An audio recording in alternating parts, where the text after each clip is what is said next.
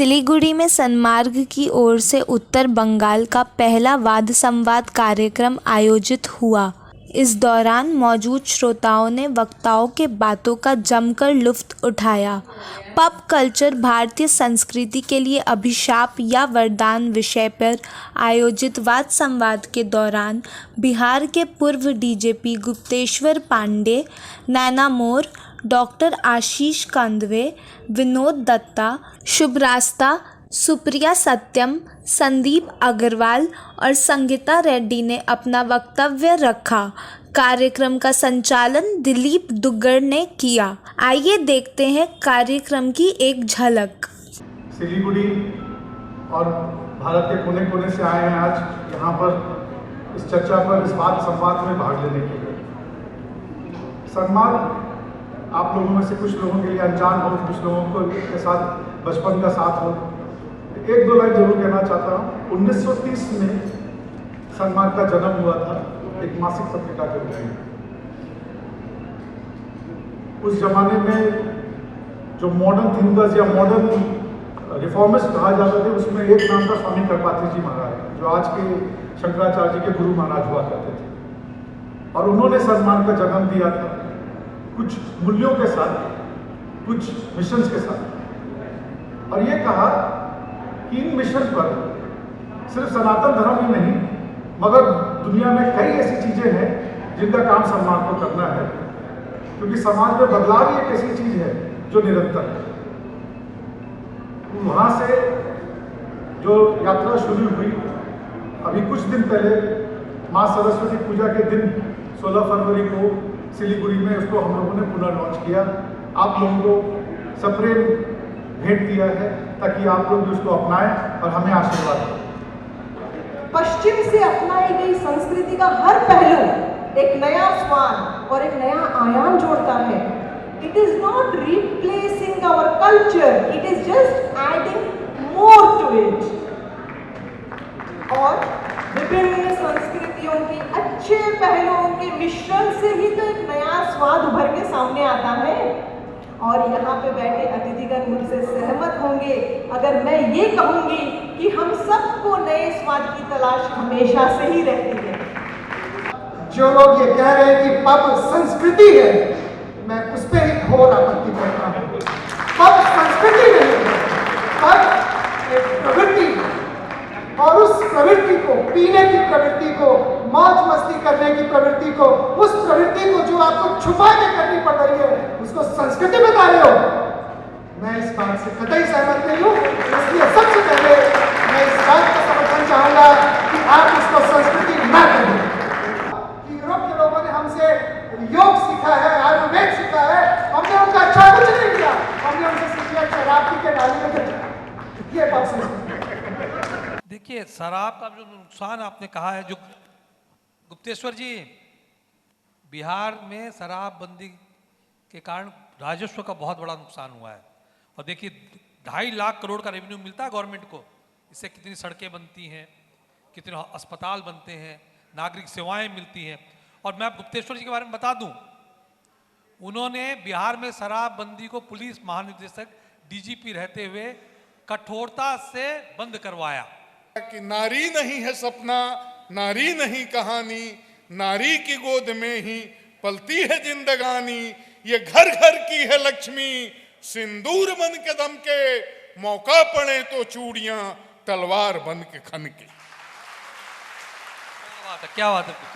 जहां क्षमा है वहां नारी है, जहां दया है वहां नारी है, जहां करुणा है वहां नारी है, जहां त्याग है वहां नारी है, जहां तपस्या है वहां नारी है, जहां सेवा है वहां नारी है, जहां अपने को खपा करके, मिटा करके लोक कल्याण करने की भावना है वहां नारी है। और नारी को ये देखने का जो नजरिया है वो पब कल्चर से कभी नहीं आ सकता। जब आएगा तो भारत की संस्कृति से आएगा, क्योंकि पूंजीवादी संस्कृति ने नारी को भोग्य बना दिया। ये पूंजीवाद क्या है? पूंजीवाद में उत्पादन के साधनों पर एक व्यक्ति या व्यक्ति समूह का अधिकार होता है और उसका एकमात्र उद्देश्य होता है मुनाफा कमाना। तो ये हम लोगों को कभी नहीं भूलना चाहिए कि पब संस्कृति को हमारे दुग्गल ये भाई साहब कंधे जी कह रहे थे ये संस्कृति नहीं है, ये तो प्रकृति है। मैं कहता हूं कि न पब संस्कृति है न पब प्रकृति है। ये सच तो ये है कि पाश्चात्य भोगवाद पूंजीवादी संस्कृति की विकृति का नाम पब संस्कृति है। मैं बिहार से आती हूँ। समाजवाद मुझे लगता है, और हम लोग डिबेट के पहले बात कर रहे थे कि हमारे नस में पोलियो ड्रॉप की तरह समाजवाद की बूंदें गिरा दी जाती हैं। क्या बात है, क्या बात। तो आप देखिए कि जब होली में फाग गाया जाता है तो बिना भांग कौन सा फाग, और जब तक होली में 5 लोग जुड़े नहीं तब तक फाग आप गा कैसे सकते हैं? आप चैती कैसे गा सकते हैं जब तक आप अपने बरामदे में 4 लोग इकट्ठा होकर के अगर बढ़िया से बैठ करके झाल मंजीरे के साथ न बैठे तो चैती कौन सा चैती? कहने का अर्थ यह है कि बूढ़े हो या युवा, सबका एक समूह अगर एक साथ आ करके अपने मनोरंजन के लिए कुछ अच्छी आर्टिस्टिक चीजें लिख रहा हो, बोल रहा हो, अच्छी किताबें आ रही हो, इससे किसी को क्या समस्या हो सकती है? पब कल्चर का जो उत्कृष्ट स्वरूप है वो यही है। शुरुआत इसकी कहाँ से होती है वो हम सब जानते हैं। जब रोमन एम्पायर सेल्टिक यूरोप की तरफ बढ़ा, रास्ते में टैवर्न्स खोले गए, वहाँ से पब कल्चर की शुरुआत होती है। यानी कि ये लोगों के और जो संस्कृतियों के अंतर मिश्रण की खूबसूरत बात कही गई, पहली वक्ता ने कहा, ये उसकी बात है। हम ये क्यों भूल जाते हैं कि हम जिस तरीके से आज के समाज में जी रहे हैं, जहाँ पर हर कुछ डिजिटल होता जा रहा है, आप चुप चुप के कुछ नहीं कर सकते। आपको चीज़ों को एक्सेप्ट करना होगा और नज़रिया बदलना होगा। अवसर चाहे जो भी हो, एहसास चाहे जो भी हो, मगर भारत की संस्कृति पर रंग तो बिखेर ही चुका है ये पब कल्चर। हमारी संस्कृति मदिरा नहीं, हमारी संस्कृति मधुशाला नहीं, हमारी संस्कृति शराब खाना नहीं। बड़ी बात हो रही है हरिवंश राय बच्चन जी की, बड़ी बात हो रही है यहाँ हरिवंश राय बच्चन जी की। हरिवंश राय बच्चन जी ने कहा है कई कविताओं में, आओ चखो सोमरस। कहा है उन्होंने जरूर, आओ चखो सोमरस, पी के देखो रस का प्याला।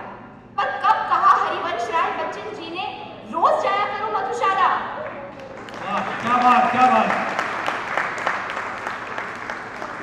पब कल्चर जो ये आज बड़ा शब्द है, ये आज युवाओं में एक जीवन शैली बन गया है।